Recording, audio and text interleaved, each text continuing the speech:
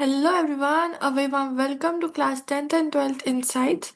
So in this lecture, we would be covering ecosystem in one shot. Full NCERT would be covered. Make sure that after seeing this lecture, you go through NCERT once. That's enough. Fine. So let's start with ecosystem. What is ecosystem? Ecosystem is nothing but functional unit of nature. Functional unit of nature. जैसे कि आपको पता होगा cell को हम बोलते हैं functional unit of life in the same way ecosystem is the functional unit of nature okay wherein living organisms interact among themselves and with the surrounding physical environment. Okay, interact among themselves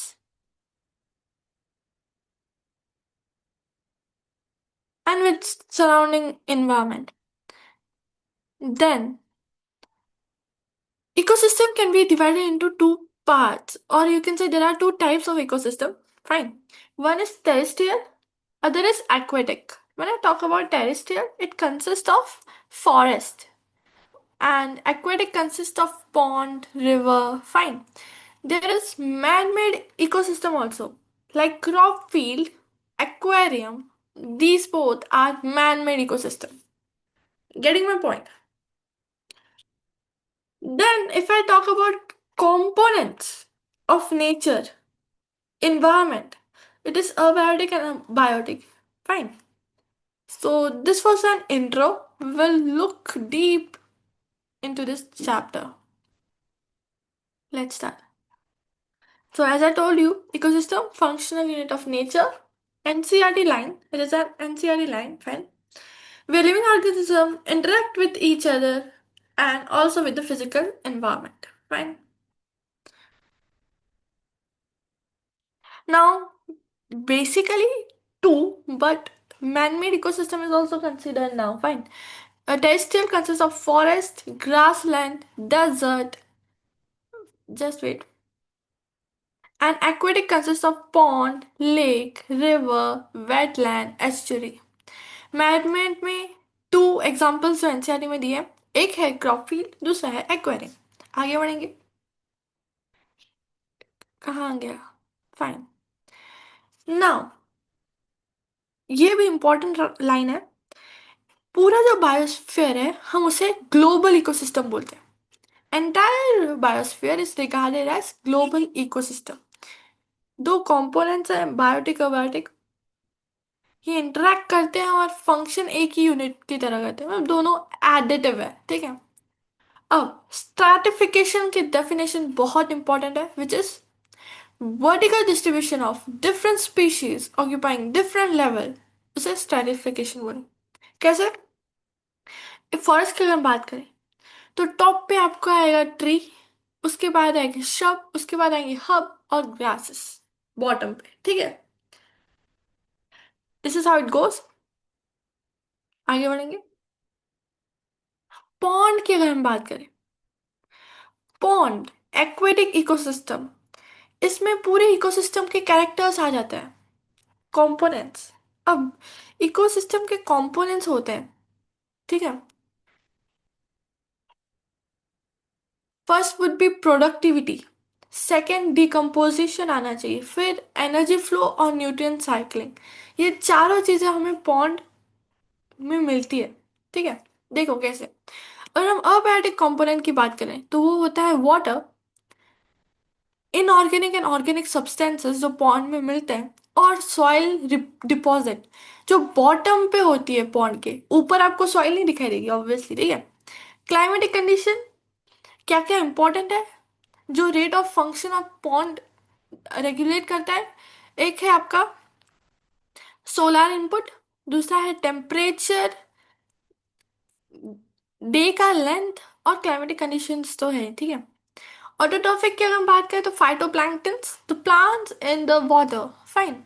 एल्गेस, floating submerge marginal plants. Consumers में जो plankton जो free swimming होती है और water dwelling होती है, bottom dwelling, ठीक है। अब ये दोनों पॉइंट्स इंपॉर्टेंट है, फ्री स्विमिंग और बॉटम डवेलिंग, क्योंकि एनसीईआरटी में मेंशन है। डिकम्पोजर्स, फंजाई, बैक्टीरिया और फ्लैजेलेट्स। अब क्या होगा, पहले जो इनऑर्गेनिक सब्सटेंस है वो ऑर्गेनिक में कन्वर्ट होंगे, ठीक है। जैसे ही वो ऑर्गेनिक में कन्वर्ट हुए विद द हेल्प ऑफ सन, सन की हीट किसने ट्रैप की थी, ऑटोट्रॉफ्स ने। ऑटोट्रॉफ्स को किसने खाया, हेटेरोट्रॉफ्स ने। जो डेड मैटर बचा उसे किसने डिके किया, डिकम्पोजर्स। फिर वापस वो साइकिल चलेगी, इसलिए हम उसे न्यूट्रिएंट साइकिलिंग बोलते हैं। गेटिंग माई पॉइंट, जहां से शुरू हुआ वहीं खत्म होगा, वापस रोटेट होगा। Now will move ahead. देखो, वही दिया है, pond performs all the function of an ecosystem. Autotrophs ने इनऑर्गेनिक को ऑर्गेनिक में कन्वर्ट किया by using solar radiant energy. फिर हेटेरोट्रॉफ्स ने ऑटोट्रॉफ्स को खाया, उसके बाद डिकम्पोजिशन और मिनरलाइजेशन हुआ डेड मैटर का, तो release them back for use by the autotrophs. वापस उसको ऑटोट्रॉफ्स ने यूज किया, ठीक है। चार बेसिक कंपोनेंट्स ऑफ इकोसिस्टम क्या है, मैंने आपको बताया। Productivity, decomposition, energy flow, nutrient cycling. Productivity पे आ जाते हैं हम। सोलर एनर्जी जो है वो बेसिक रिक्वायरमेंट है for any ecosystem to function and sustain. Obviously solar energy important है। फिर ये प्राइमरी प्रोडक्शन बहुत इंपॉर्टेंट है, डेफिनेशन और उसका unit, amount of biomass produced per unit area over a time period by a plant during photosynthesis. Amount of biomass, which is organic matter, which is produced by a plant during photosynthesis per unit area, ठीक है, उसे हम primary production बोलते हैं। इसे हम कैसे express करेंगे, weight, which is gram inverse to, fine, to the power minus two, और energy which is kilo calorie meter to the power minus two, fine. Rate of biomass production is called as productivity. What is productivity? It is the rate of biomass production. Primary production क्या है, जितना organic matter plant ने बनाया photosynthesis के द्वारा, उसे हम primary production बोलेंगे। और कितना रेट हुआ बायोमास प्रोडक्शन का, उसे हम प्रोडक्टिविटी बोलेंगे, ठीक है।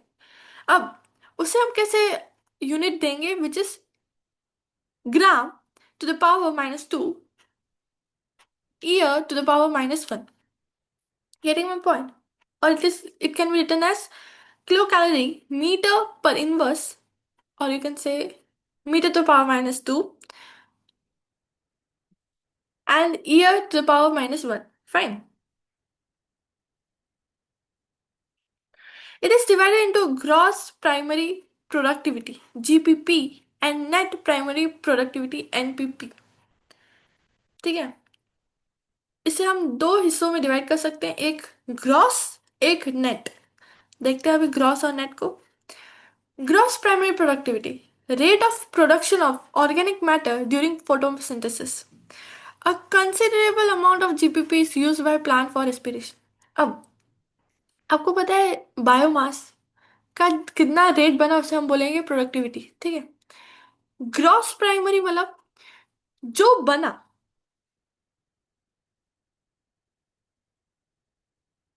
उसी को हम ग्रॉस बोलते हैं। और उसका जो कंसिडरेबल अमाउंट है वो यूज करते हैं प्लांट्स बाय फॉर रेस्पिरेशन, ठीक है। फिर नेट प्राइमरी प्रोडक्टिविटी क्या हम बात करें, it is available biomass for the consumption to heterotrophs. देखो, जीपीपी मतलब प्लांट्स ने यूज किया, एनपीपी मतलब हेटेरोट्रॉफ्स ने भी यूज किया, जिसमें हर्बीवोर्स और डिकम्पोजर्स आ जाते हैं। तो हम एनपीपी को लिख सकते हैं GPP minus R, right. GPP मतलब ग्रॉस, पूरा का पूरा। एनपीपी मतलब हर्बीवोर्स ने यूज कर दिया, ठीक है। तो अगर जीपीपी को रेस्पिरेशन माइनस करें, क्योंकि अमाउंट कंसिडरेबल अमाउंट जीपीपी का रेस्पिरेशन में जाता है, तो वो माइनस करे तो एनपीपी बचेगा, जो हेटेरोट्रॉफ्स यूज करेंगे। Getting my point? अब what is secondary productivity? It is the rate of formation of new organic matter by consumers.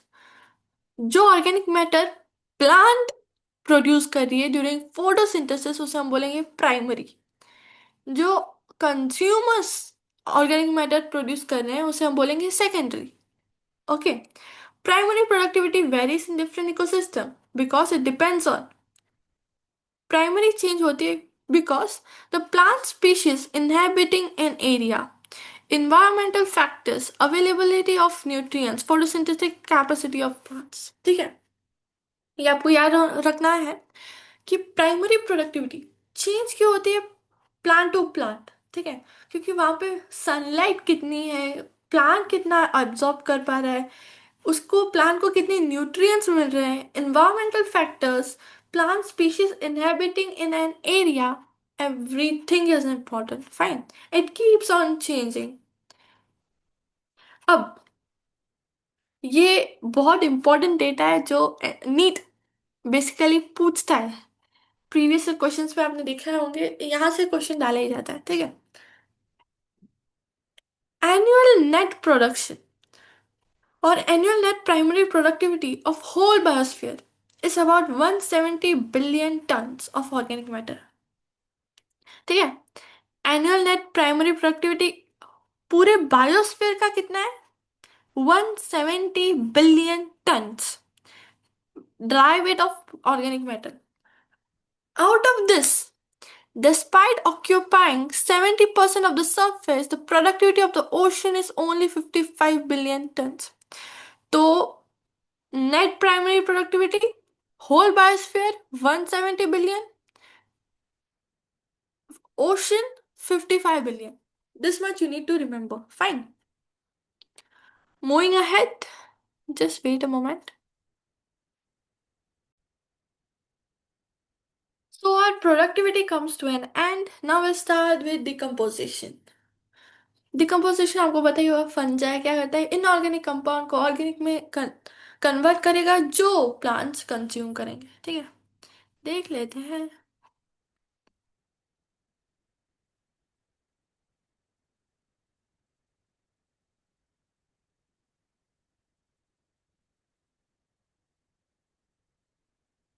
It is the breakdown of complex organic matter by decomposers into inorganic substances like CO2, water and nutrients।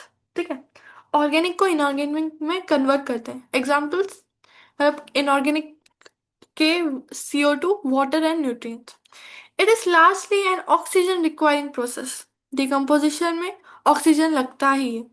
Raw material for decomposition is called detritus, dead plant remains, उन सबको हम detritus बोलते हैं। ठीक है, getting my point? Organic converted into inorganic like carbon dioxide, water, nutrients। Fine। What are the steps of decomposition? ये important है, series में आपको स्टेप्स याद हो जाने चाहिए। ठीक है, मैंने फर्स्ट वर्ड याद रखने को बोले थे क्लासेस में। देखिए, FLCHM, FLCHM, fragmentation, leaching, catabolism, humidification, mineralization. ठीक है, एक एक को हम ध्यान से पढ़ेंगे। फ्रेगमेंट मतलब क्या? ब्रेक डाउन, फ्रेगमेंट ही ब्रेक डाउन होता है। तो पहले जो डेट्रिटस है, डेड रिमेन जो बच गया था, उसे हम ब्रेक डाउन करेंगे स्मॉल पार्टिकल्स में बाय डेट्रीवोर्स। कौन करेगा? वो जो इन सब चीजों को खाते हैं ऑब्वियसली, लाइक अर्थवर्म्स। तो break down of detritus into smaller particles called fragmentation. Fine, it is done by detritivores, जैसे कि अर्थवर्म। फिर leaching, water soluble inorganic nutrients go down into soil erosion and precipitate as unavailable salt। ठीक है, जो भी water soluble inorganic nutrients होते हैं वो नीचे जाते हैं सॉइल के और प्रेसिपिटेट हो जाते हैं एज अ सॉल्ट। ठीक है, जिसका आप देख पा रहे हो यहाँ पे व्हाइट लेयर दिखाई दे रही है आपको। कैटाबोलिज्म डेट्रिटस होते हैं वो डिग्रेड हो जाते हैं सिंपलर इनऑर्गेनिक सब्सटेंसेस में with the help of fungus, bacteria और एंजाइम्स।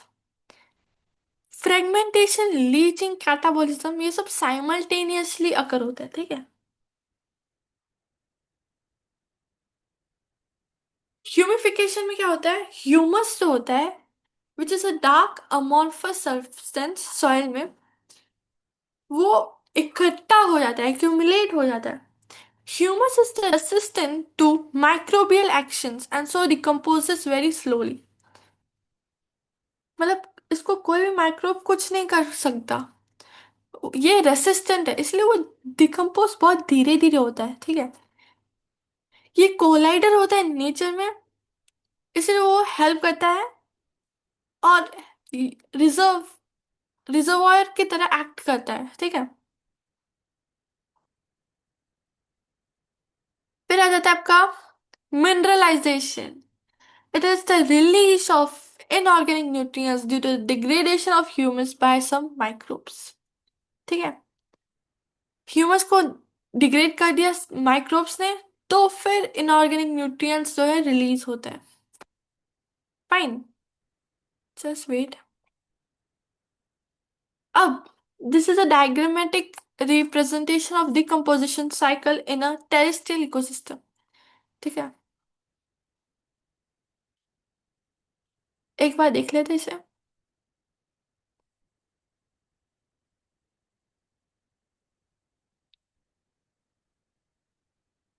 पहले ऑर्गेनिक रिच सॉइल था।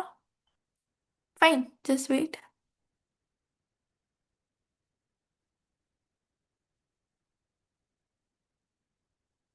उसके बाद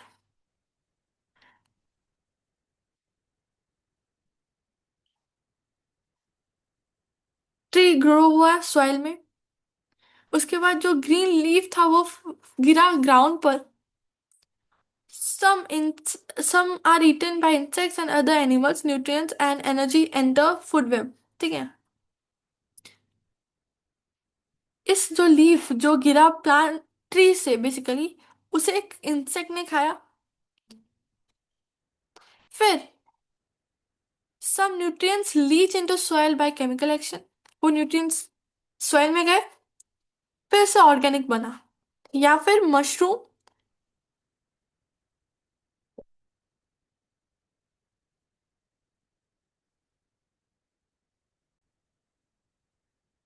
जो डिकम्पोजर्स ने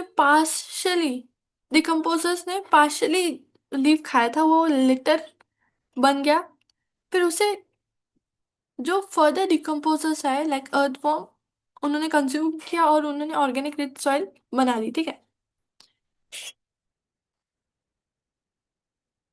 फैक्टर्स इन्फ्लुएंसिंग डिकम्पोजिशन। पहला है chemical composition of detritus. Decomposition is slow in detritus rich in lignin and chitin, ठीक है। डिकम्पोजिशन जो है वो स्लो है डेट्रिटस में, जो रिच है लिग्निन और काइटिन में, ये आपको याद रखना है, नीट पूछता है। It is quicker if detritus is rich in nitrogen and water insoluble substances like sugar। Slow कब है, लिग्निन और काइटिन। फास्ट कब है, नाइट्रोजन और water soluble substances like sugar। Climatic factors की अगर हम बात करें तो warm and moist environment favors decomposition। Low temperature and anaerobiosis inhibits decomposition resulting in buildup of organic materials, ठीक है।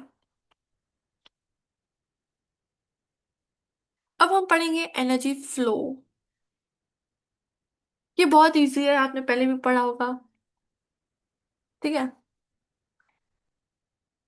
Sun is the only source of energy for all ecosystem except deep sea hydrothermal ecosystem। Of the incident solar radiation, less than 50% is photosynthetically active radiation।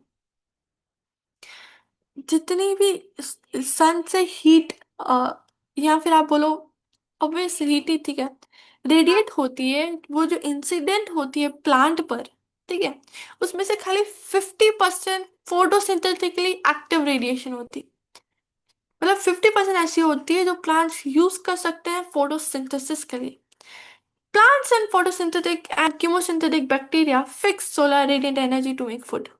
जो plant है वो photosynthetic और chemosynthetic जो bacteria होते हैं वो फिक्स करते हैं, मतलब यूज करते हैं सोलर रेडिएंट एनर्जी को फूड बनाने के लिए, ठीक है। अब plant captures only 2 to 10% of the PAR. This energy sustains the entire living world.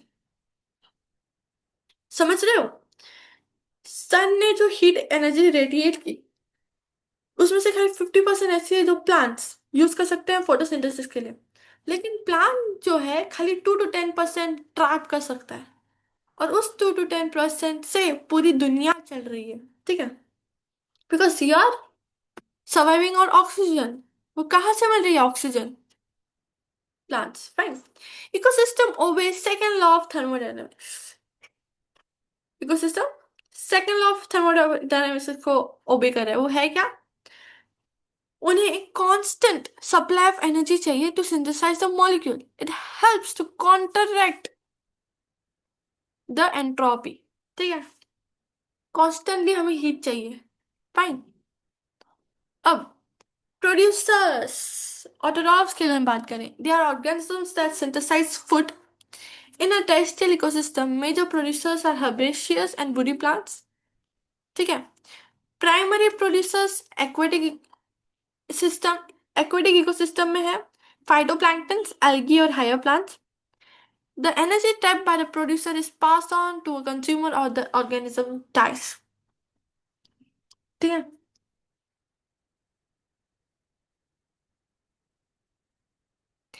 Consumer की अगर हम बात करें तो तीन टाइप्स ऑफ कंज्यूमर होते हैं, प्राइमरी, सेकेंडरी और टर्शियरी। प्राइमरी में आ जाते हैं आपके हर्बीवोर्स, जो डायरेक्टली प्लांट को खाते हैं न्यूट्रिएंट्स के लिए। Example insects, birds, mammals, mollusc. Secondary में आ जाता है आपके प्राइमरी कार्निवोर्स जिसे हम बोलते हैं, जो हर्बीवोर्स पे फीड हो करते हैं, ठीक है। Frog, fox, man. टर्चरी जो सेकेंडरी पे निर्भर होता है, सेकेंडरी कंज्यूमर्स पे, ठीक है। Examples tiger, lion etcetera.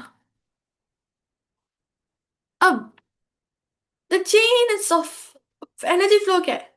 Chain of feeding relationship between different organism is called as food chain, ठीक है। यहाँ पे हर कोई किसी और पे डिपेंड है फॉर फूड, वो चेन बन रही है, उस चेन को हम फूड चेन बोलते हैं। फूड चेन दो टाइप्स की होती है, grazing food chain, detritus food chain. Grazing की अगर हम बात करें, here primary consumer feeds on living plant producer। Example, जो प्राइमरी कंज्यूमर है वो लिविंग प्लांट पर निर्भर है, ठीक है। लाइक ग्रास प्रोड्यूसर है, goat which is primary consumer, it is dependent on grass. Man secondary consumer, eats goat, ठीक है। ये ग्रेजिंग फूड चेन है। लेकिन डेट्रिटस में क्या हो रहा है? प्राइमरी कंज्यूमर जो है feed on dead and decaying matter, dead organic matter, detritus, ठीक है। Death of organism is the beginning of DFC. जब कोई मर रहा है उसी से ये फूड चेन चालू हो रही है, डेट्रिटस फूड चेन, ठीक है। तो डेड लीफ को खाया वुड लाउस ने, वुड लाउस को खाया ब्लैक बर्ड ने, ये है detritus food chain. Fine. Detritus is made up of decomposers such as fungi and bacteria. They secrete digestive enzymes that break down detritus into simple inorganic materials which are absorbed by them. Thus they get energy and nutrients. ठीक है। अब aquatic ecosystem में GFC जो है major conduit for energy flow है। In a terrestrial ecosystem, a much amount of energy flows through the DFC, then through GFC, ठीक है। Ecosystem देखो, एक्वेटिक में ग्रेजिंग मेजर रोल प्ले करता है, वेरस टेरेस्ट्रियल में डीएफसी मेजर रोल प्ले करती है, ठीक है। डीएफसी में भी connected with GFC at some level. Some organisms of DFC are prey to GFC animals. ठीक है. Animals like cockroaches, crow, human are omnivorous. Such interconnection of food chains are called as food web. बहुत सारी food chains जब interconnect होते हैं तो हम उसे फूड वेब बोलते हैं. ठीक है. तो this is a flow of energy. A specific place of organism in the food chain is called as trophic level. हर एक ऑर्गेनिज्म को एक स्पेसिफिक प्लेस दी गई है, उसे हम ट्रॉपिक लेवल बोलते हैं. प्राइमरी मतलब first trophic level. Primary producer is the first, primary consumer is the second, secondary consumer is the third, tertiary consumer is the fourth. ठीक है. देखो, अब energy flow through different trophic level में heat जो है release होती है. सन से प्लांट में गई, फर्स्ट टॉपिक लेवल. सन से जो हीट गई वो प्लांट में गई. ठीक है. प्लांट से हर्बिवोर्स, हर्बिवोर्स से कार्निवोर्स, कार्निवोर्स से टॉप कार्निवोर्स. फाइन.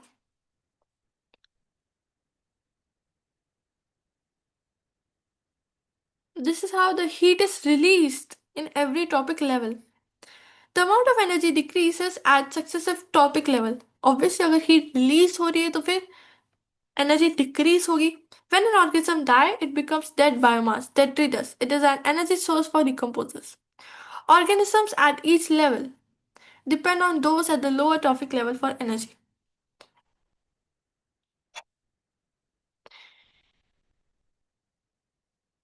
अब स्टैंडिंग क्रॉप बहुत इंपॉर्टेंट है. It is the amount of living material in a trophic level at a given time. ठीक है. Amount of living material in a trophic level given time पर उसे हम standing crop बोलते हैं. ठीक है. Amount of living material in a trophic level at a given time. It is measured as biomass or number in a unit area. Biomass of a species is measured in terms of fresh or dry weight. Dry weight is more accurate because it is an exact mass of body which remains constant. ठीक है. Amount of living material in a trophic level at a given time को हम बोलेंगे standing crop. इसे हम biomass के द्वारा major करते हैं. ठीक है. फ्रेश वेट और ड्राई वेट बहुत इक्विवेलेंट होता है, मतलब एक्यूरेट होता है क्योंकि उसमें एक्चुअल मास जो है पता चलती है बॉडी की. Number of trophic level in GFC restricted as it follows 10% law. 10% law क्या है? हर ट्रॉपिक लेवल जैसे कि आप नीचे चलते जाओगे, ठीक है, 10% हीट कंज्यूम होगी, गायब होती जाएगी बेसिकली. ठीक है. Decrease. Only 10% of energy is transferred to each trophic level from the lower trophic level. ठीक है.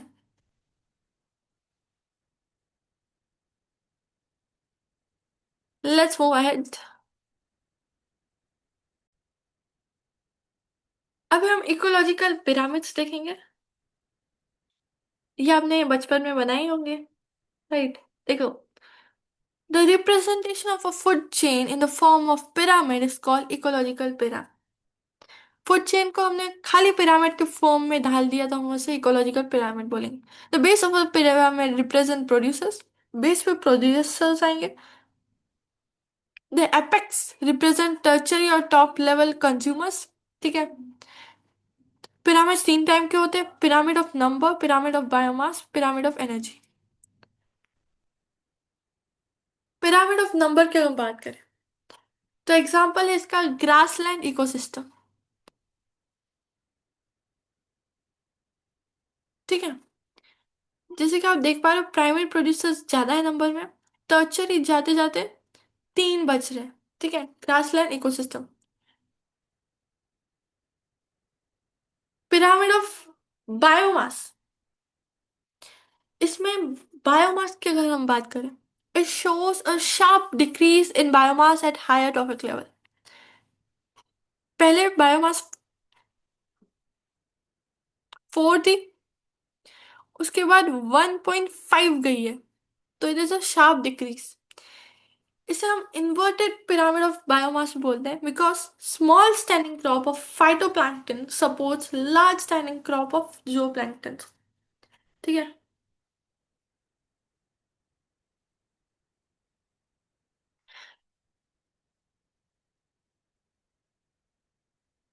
देखो, फर्स्ट डायग्राम और सेकंड डायग्राम को मैंने मिक्स कर दिया, सॉरी। फर्स्ट की अगर बात करें तो प्राइमरी प्रोड्यूसर्स 809 है, टर्चरी पे जाते जाते वो 1.5 हो गया है, which is a sharp decrease. उसके बाद हम सेकंड की बात करें, सेकंड में अगर आप देख पा रहे हो, नीचे का नंबर कम है ऊपर के नंबर से। देखिए, यहाँ पे उल्टा हो रहा है, यहाँ पे जो जो प्लैंक्टन्स है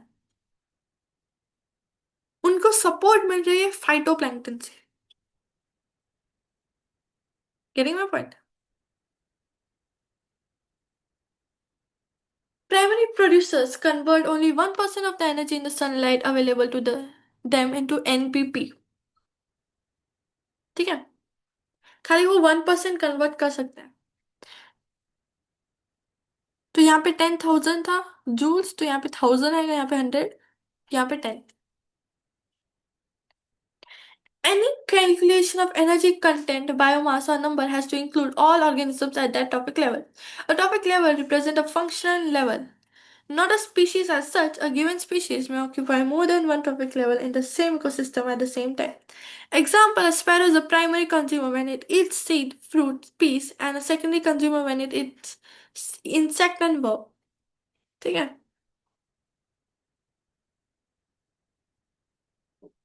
एक स्पीसीज एक से ज्यादा भी टॉपिक लेवल कवर कर सकती है।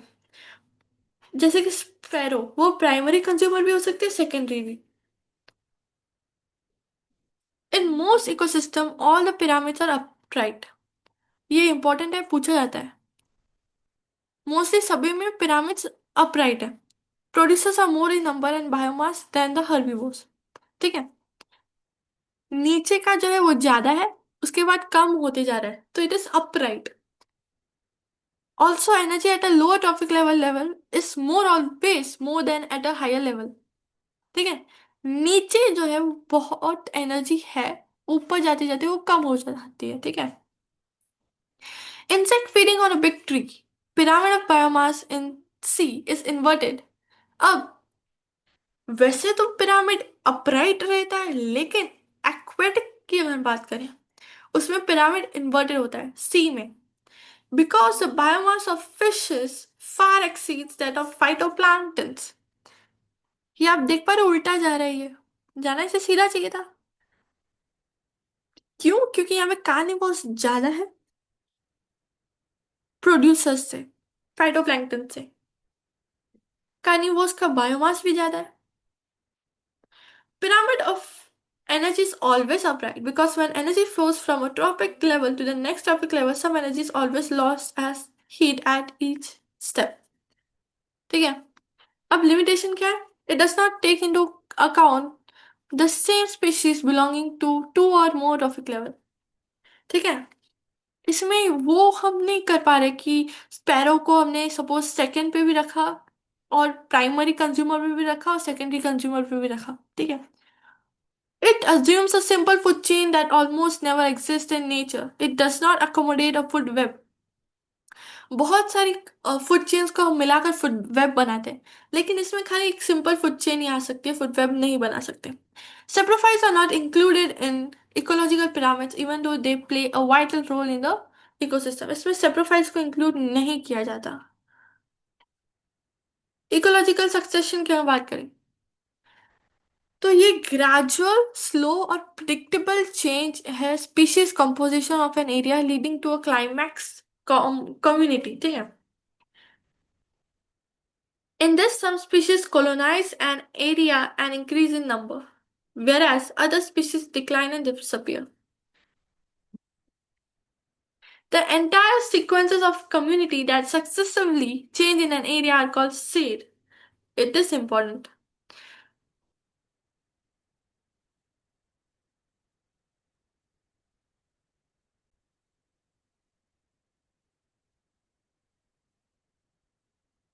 So, guys, actually, ecological succession part is deleted from your syllabus।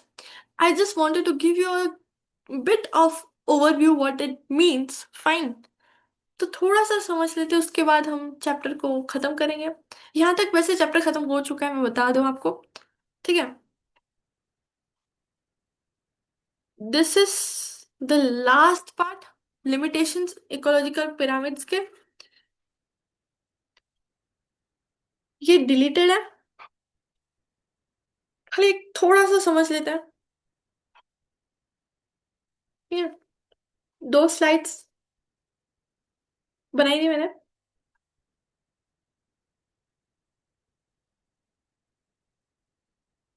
Actually मैं इकोलॉजिकल सक्सेशन का आधा पार्ट बनाया था, to explain you what is it. I think इतना रिक्वायर्ड नहीं है, ओवर ही हो जाएगा। तो मैं इतना आपको समझा के लेक्चर को एंड करूंगी, चैप्टर खत्म है हमारा, ठीक है।